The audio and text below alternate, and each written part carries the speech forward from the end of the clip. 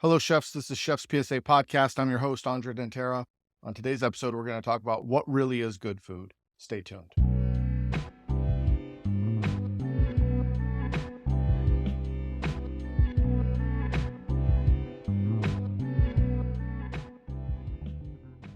Before we get started, here's a quick update. Exciting news on a couple of different fronts. So the first one is I'm approaching my 100th episode. So this is episode 97. And as I got closer to episode 100, I had said many podcasts ago that eventually this was going to transition into a guest-centric model. Maybe it would be Chef Smoking Cigars or something like that. Well, the truth of the matter is I've been working on things behind the scenes. In the next few episodes, possibly episode 98, will be with guests. So the model that I'm going to go with moving forward is going to be one episode guest, one episode solo.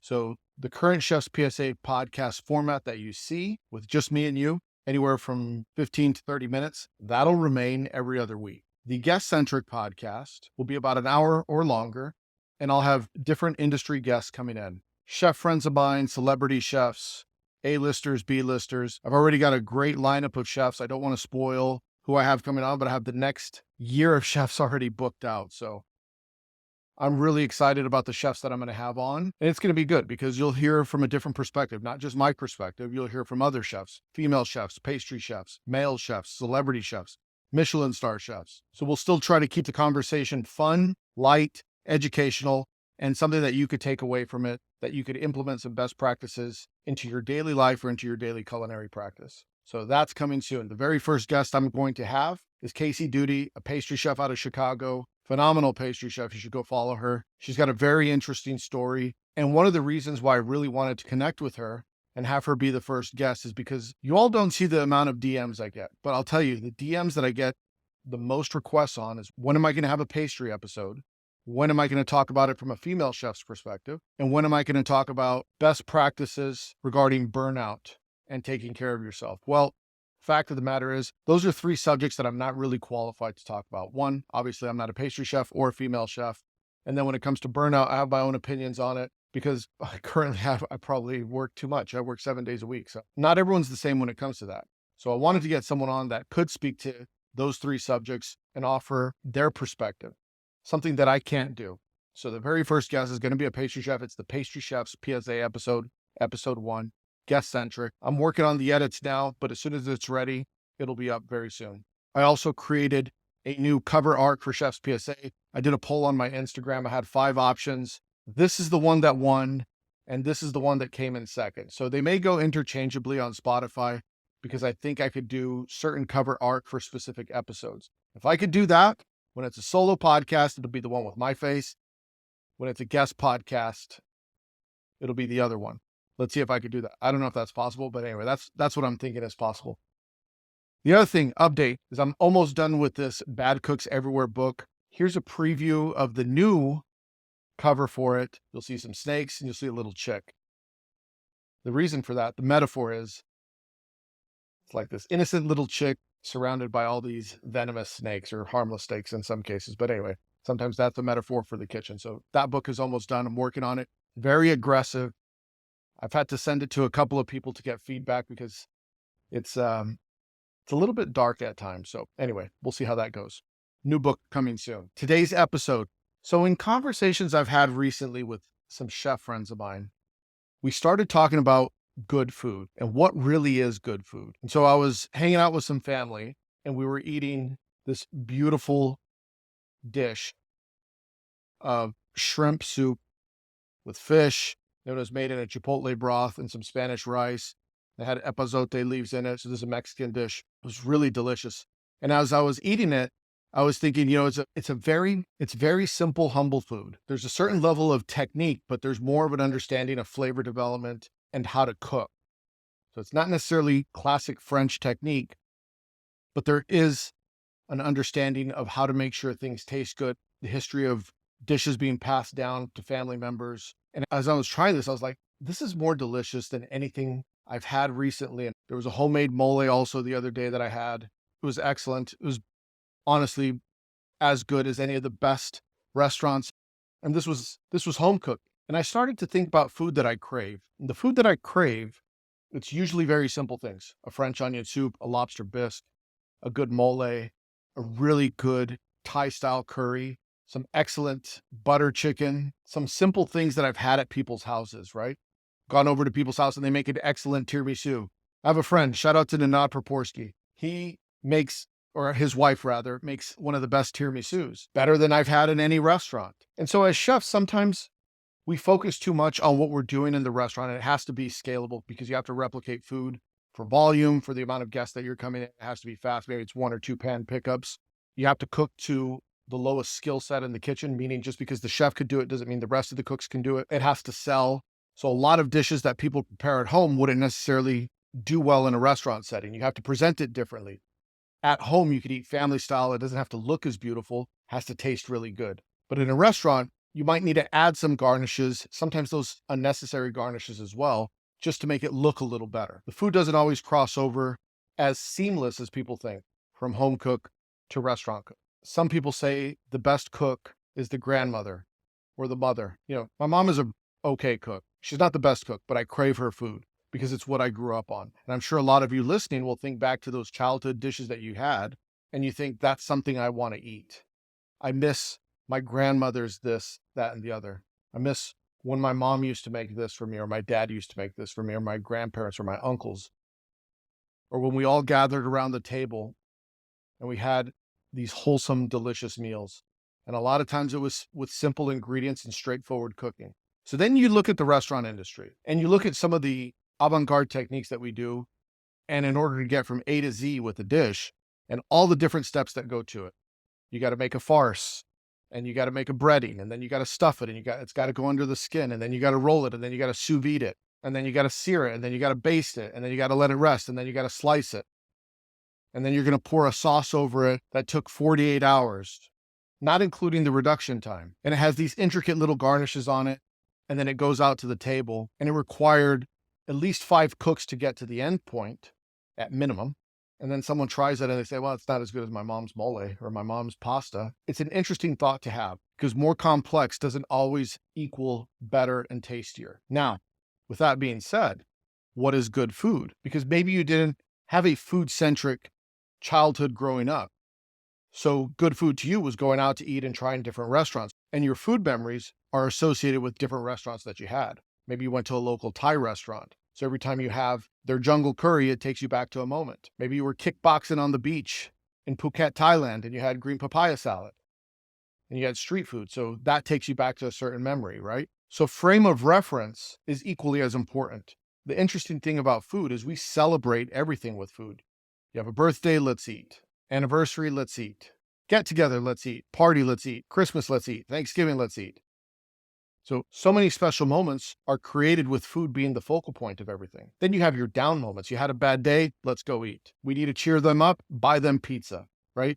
By the way, if you're listening, pizza parties is not an action plan. You can't throw a pizza party and think that you're going to make everyone happy. Like that old meme, like everyone wants to quit. Quick, get them pizzas. Well, no one's fooled with the pizza party. So for those of you that are using pizza parties to fool people, stop with the pizza parties. Give them what they need. Take care of your employees.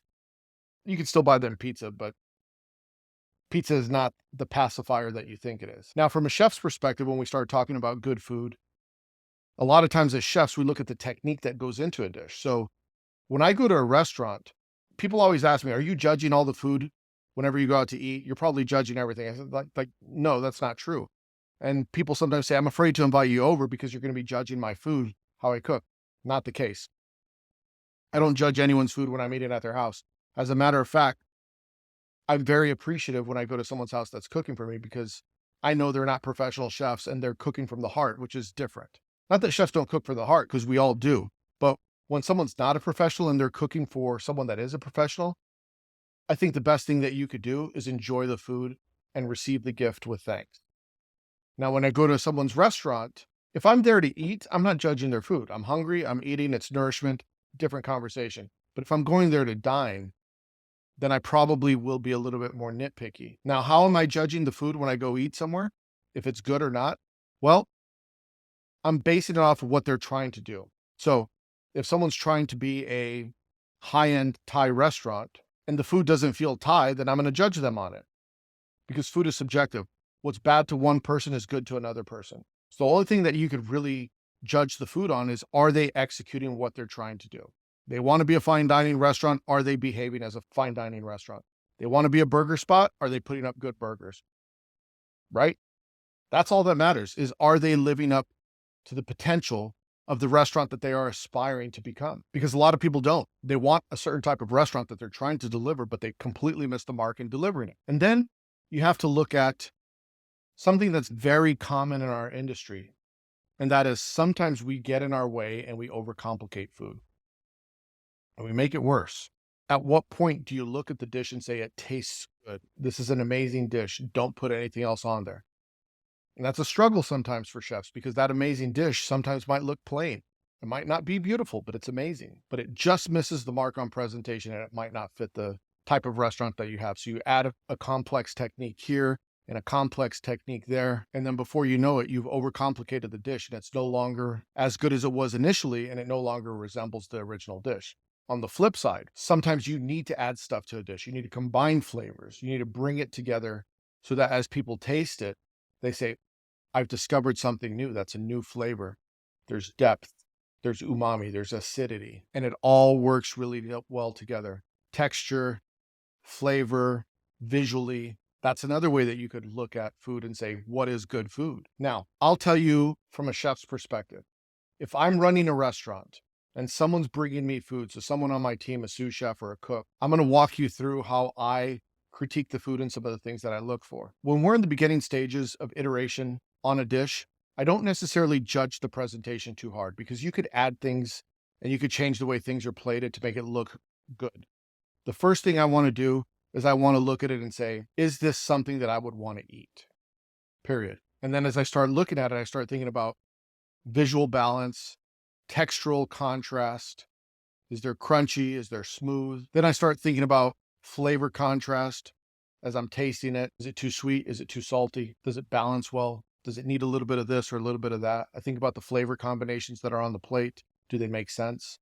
Are the ingredients familiar? Is this something that's easily scalable for the rest of the team? Can everyone on the team make this easily? Would there be any potential struggle to get this out of the kitchen? As I start tasting the food, I start thinking, is this good? And I start to think like a guest a little bit, because just because I don't like certain things doesn't mean that the guest doesn't. So I try to remove myself from the equation and say, is this good for the concept that we're doing? Is this on brand? Meaning, Japanese restaurant, we're not serving Italian food, right? So you understand, are we on brand with the restaurant? Then when I start critiquing the food with the person that I'm working with, I tell them to think about the different flavors as music. When you have the volume to the music all the way up, it's too loud and you can't appreciate it. But when it's all the way down, you can't hear it. So you're trying to find the sweet spot where the song is just right.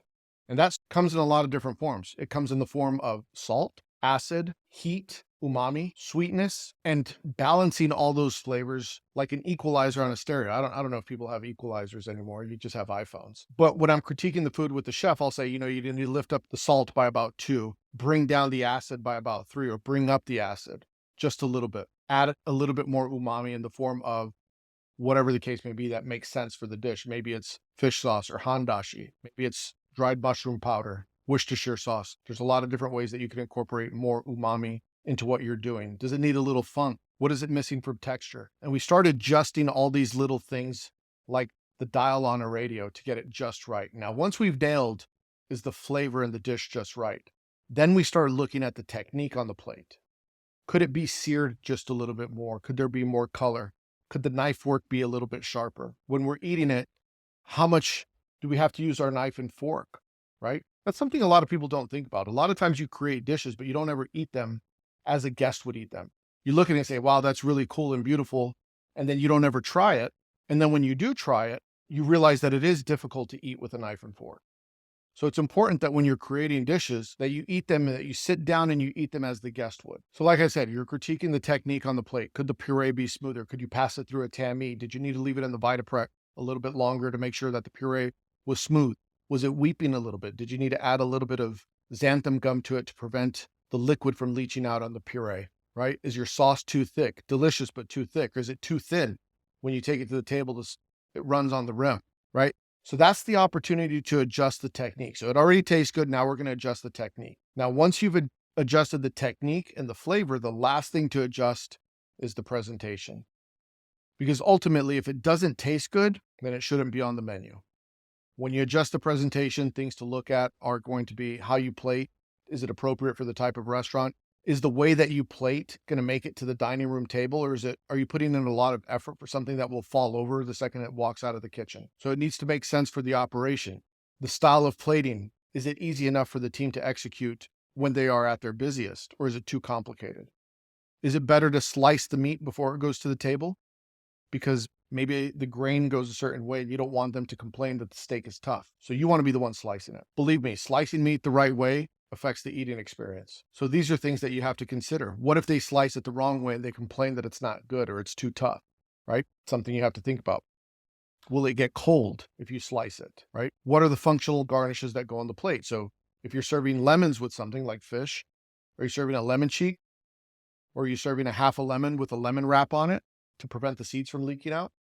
By the way, Chef's PSA, if you're serving lemons, you shouldn't get seeds, right? So if you're serving lemon cheeks, poke the seeds out. Take them out with a tweezer or a cake tester, or use a lemon wrap. There's nothing worse than squeezing lemon over a dish and then getting lemon seeds all over it. But we know this already. Come on, let's get it together. Anyway, we digress. So make sure that you've gone through that process. You've tasted it. It tastes good. The technique is good. The presentation looks good. Now it's ready to go on the menu. So now when you ask yourself, what is good food?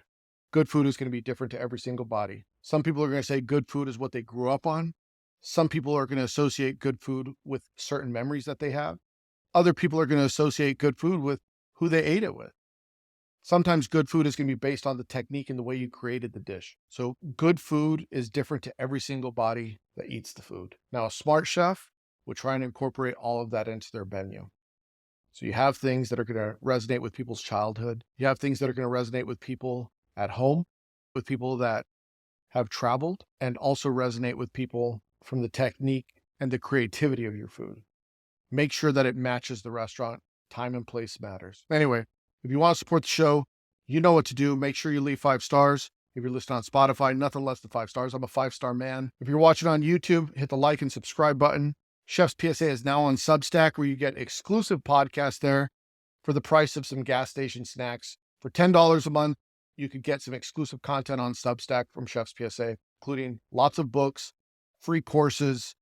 I just put one up the other day that is talking about the specific tools that I use. So go subscribe to that as well. Go to chefspsa.com. You get all the books, all the merch, including this hat right here and plenty of other things. We'll see you next week with a guest, most likely. Hit the porno music.